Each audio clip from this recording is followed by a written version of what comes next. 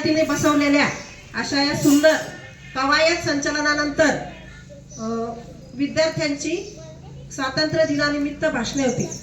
एक साथ नीचे बैठेंगे, बैठ जाओ। ना रुके ना झुके कभी, यही हमारे परखों की कहानी है। ना रुके ना झुके कभी, यही हमारे परखों की कहानी है।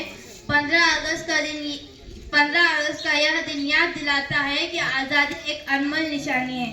माननीय मुख्य अतिथि, आदरणीय शिक्षकगण और मेरे प्यारे देशवासियों, आप सभी को मेरी ओर से स्वतंत्रता दिवस की हार्दिक शुभकामनाएं। आज 15 अगस्त है और हम सब यहाँ भारत का 80वां स्वतंत्रता दिवस मनाने के लिए एकत्र हुए हैं। आज 15 अगस्त 1947 को हमारा भारत देश ब्रिटिश शासन से आज़ाद हुआ था। न जाने आज़ाद कराने के लिए कितने स्वतंत्र सैनिकों ने अपनी जान गंवाई गई थी।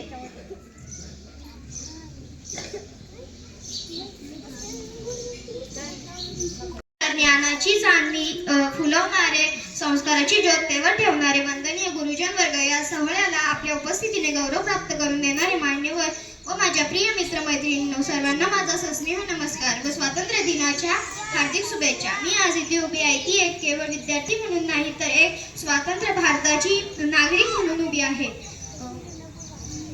मित्रांनो, आपल्या तिरंग्याकडे पाहिले की आपल्या मनात अभिमानाची भावना निर्माण होते। कधी विचार केला आहे का की हा तिरंगा आज इतक्या अभिमानाने का फडकतोय?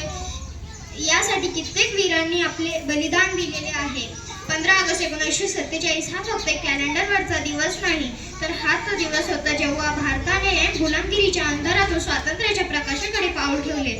महात्मा गांधींच्या अहिंसेने, भगतसिंग यांच्या धैर्याने, नेताजी सुभाषचंद्र बोस यांच्या ज्वलंत देशभक्तीने आणि असंख्य ज्ञात अज्ञात असलेल्या स्वातंत्र्य सैनिकांच्या त्यागाने हा देश स्वतंत्र झाला आहे। त्यांनी आपल्यासाठी एक प्रश्न सोडलाय, आम्ही देशासाठी एवढे केले, तुम्ही देशासाठी काय करणार? मित्रांनो, आपण विद्यार्थी आहोत। आपल्या हातात आज बंदूक नाही, तलवार नाही, पण आपल्या हातात आपले पुस्तक आहे, ज्ञान आहे, आपल्या भविष्याची ताकद आहे। आपण मन लावून अभ्यास करूया, वाईट गोष्टींपासून दूर राहूया, पर्यावरण वाचूया, जात धर्म भाषा या पलीकडे जाऊन एक भारतीय नागरिक म्हणून एकमेकांचा आदर करूया।